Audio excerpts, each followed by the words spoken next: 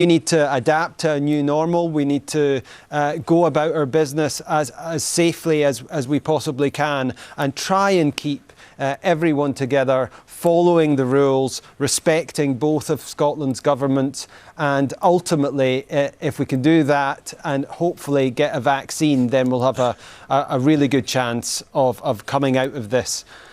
Kate Forbes, what about this idea of enhanced shielding, where those at risk and those people who had to shield earlier on would have to stay indoors and the rest of society becomes more engaged? The First Minister has said that she doesn't feel that is an ethical way to move forward. Is it something in time we may have to consider?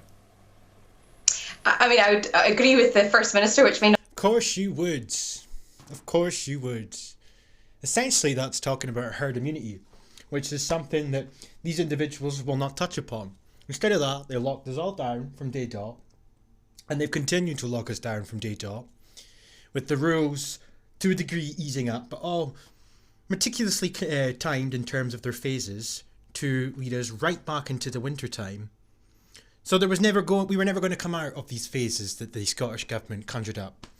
I've said it, I'm sure I've said it in a video before now, but the point being raised here is in relation to herd immunity for the people that are not, statistically speaking, susceptible to said virus, quote-unquote virus, and the people who are vulnerable, you know, the very same people that we were supposedly protecting in the first place, the ones that, funnily enough, still died from said virus anyway.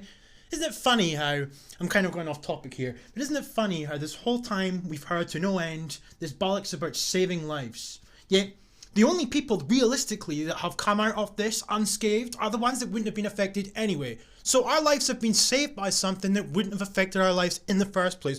The majority of people that have died of this supposed virus are people that were in care homes. That was a big bulk of Scottish deaths. People that were over the age of 70 plus. A big bulk of them were around that age bracket. Some over 80. And then the third highest was over 60s or 65s.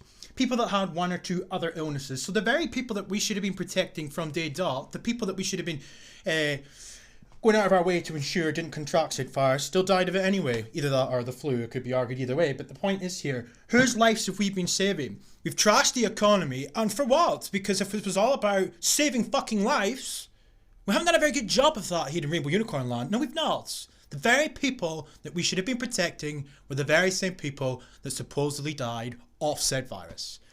But we're going to get some bogus excuse here. This is the whole purpose of this video. This arsehole, I'll just let it play.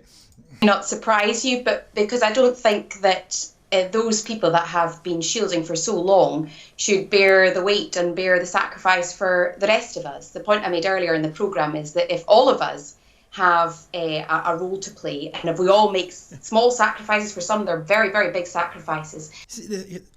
So it's unethical for people that are more susceptible to this said virus. It's unethical for them to have to bear the brunt, feel the weight on their shoulders. It's unethical for them to continue shielding. So we have to shield along with them. But it's not doing anything. Nothing is working. And she talks about sacrifices. I mean, that's comical. Because how many lives have been destroyed?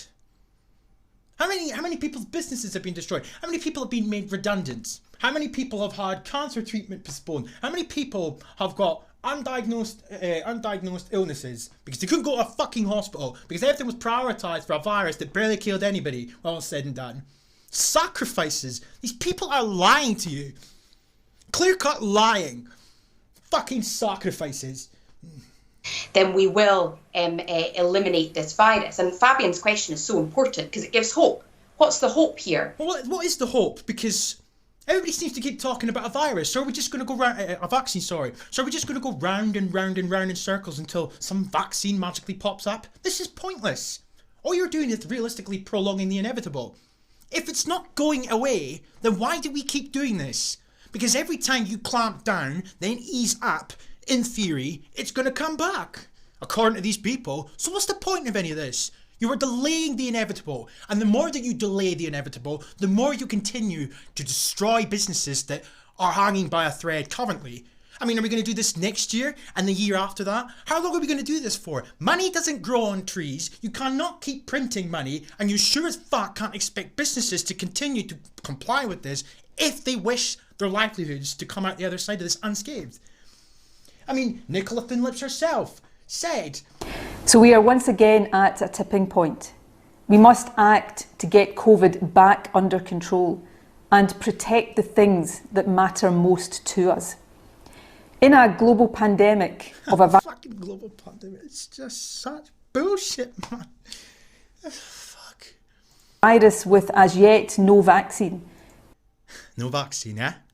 we simply can't have 100% normality. We can't have 100% normality until there is a vaccine.